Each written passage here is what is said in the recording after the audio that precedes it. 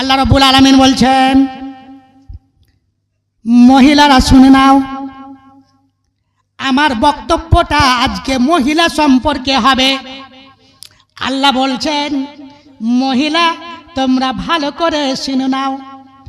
একটা এমন যুগ ছিল, বর্বরতার যুগ, যেই যুগে তোমাদের কোনো মূল্য ছিল না।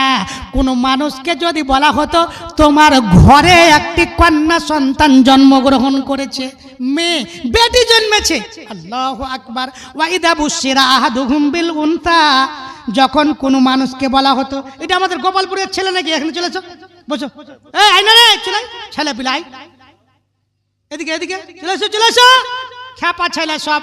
এত সুন্দর একটা জালসার মাহফিল, আমার পরে যে বক্তাগুলো আসবে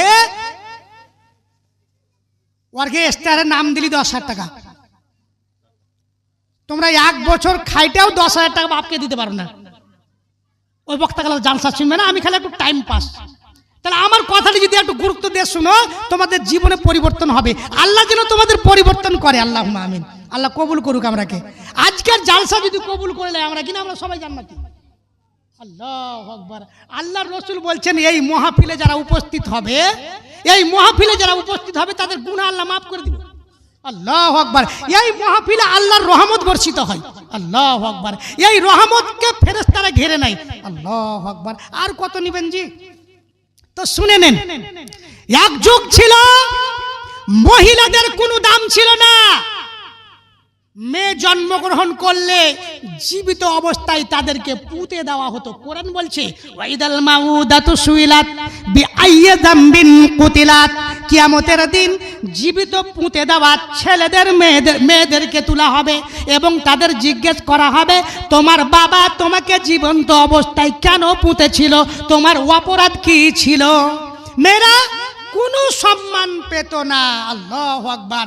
একজন সাহাবী এসে আল্লাহ রসুলকে বলছেন, আল্লাহ রসুল কাঁদছেন আর বলছেন, ইন্নী ওয়াআদতু সামানিয়া বানাতিন লি ফিল জাহিলিয়া, আল্লাহর নবী আমি কিছু বুঝতাম না, বর্বরতার যুগে আমার কন্যা সন্তান জন্মগ্রহণ করলে আমার মান সম্মান চলে যাবে, আমার বেইজ্জতি হবে, তাই বলে 1 নয় 2 নয় 3 নয় 5 নয় 8টি মেয়েকে আমি জীবন্ত অবস্থায় পুঁতে দিয়েছি। আল্লাহর নবী বলুন দেখি, আমার কিছু করার আছে নাকি? আল্লাহ, কত বর্বরতার যুগ ছিল গো। এখনো মানুষের মেয়ে জন্মগ্রহণ করলে মন খারাপ হয় না? কিন্তু এত কঠোর নাই যে পুঁতে দিব। পুঁতি কি কত কঠোর ছিল। একটা বেটি হলো কি আদর আমাদের মধ্যে, একটু মনটা ভারী হয়। কিন্তু একটি কথা শুনে রাখেন, আল্লাহর নবী বলেছেন, এমন যুগ ছিল মেয়েকে মানুষ ভারী মনে করত, মেয়েকে মানুষ অপমান মনে করত।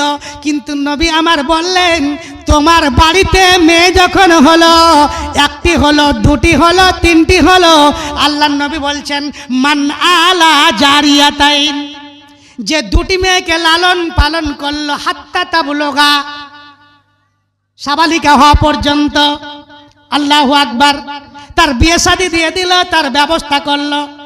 আল্লাহ রাসূল বলছেন, যা ইয়াউমাল কিয়ামাতি আনা ওয়া হুয়া কাহাতাইন, কিয়ামতের দিন আমি এবং ওই 2 মেয়ের পিতা কেমন হব? এত কাছাকাছি জান্নাতি হব। 10টা যদি আপনার ছেলে হয়, দুনিয়াতে কাজে লাগবে না, পরকালেও কোনো কাজে লাগবে না। লোক বেটা বেটা করে ঠিক, কিন্তু বেটা মানে মাথা ব্যথা। মেয়ে আপনার ইহকালে কাজে লাগবে, পরকালেও কাজে লাগবে। আল্লাহর নবী বললেন, যেই মেয়েকে পৃথিবীর মানুষেরা ওয়াবাল মনে করত, ঝামেলা মনে করত, ওয়াবাল এবং বিপদ মনে করত, ইসলাম তার সম্মান কিভাবে দিল। অন্য হাদিসে আল্লাহর রাসূল বলছেন, মান কানা লাহু সালাসু বানাতিন, কোনো ভাগ্যবান পিতার যদি 3টি মেয়ে হয়, 3টি মেয়ে, আল্লাহু আকবার, ফাসাবারা আলাইহিন্না, ধৈর্য ধরলো, মেয়ে হয়েছে কি হয়েছে, আল্লাহ রুজির মালিক, তার দেখাশোনা করলো। আল্লাহর নবী বলছেন, ওয়া আতামাহুন্না, ওকে খাওয়ালো, সাকাহুন্না, ওকে পান করালো, ওয়া কাসাহুন্না, ওকে পড়ালো, খাওয়া দাওয়া লেখাপড়া সব কিছু করালো।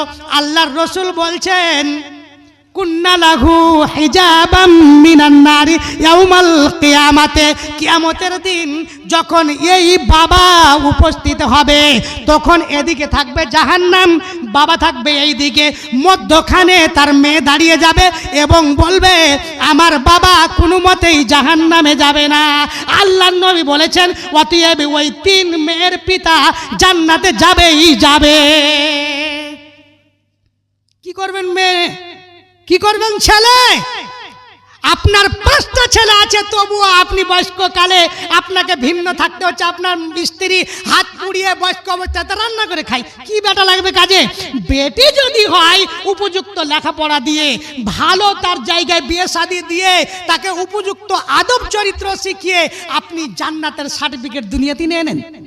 বন্ধুরা আমার, আপনার মেয়ে যদি হয়, শরীয়ত এই সম্মান দিয়েছে, ইসলামী এই সম্মান দিয়েছে,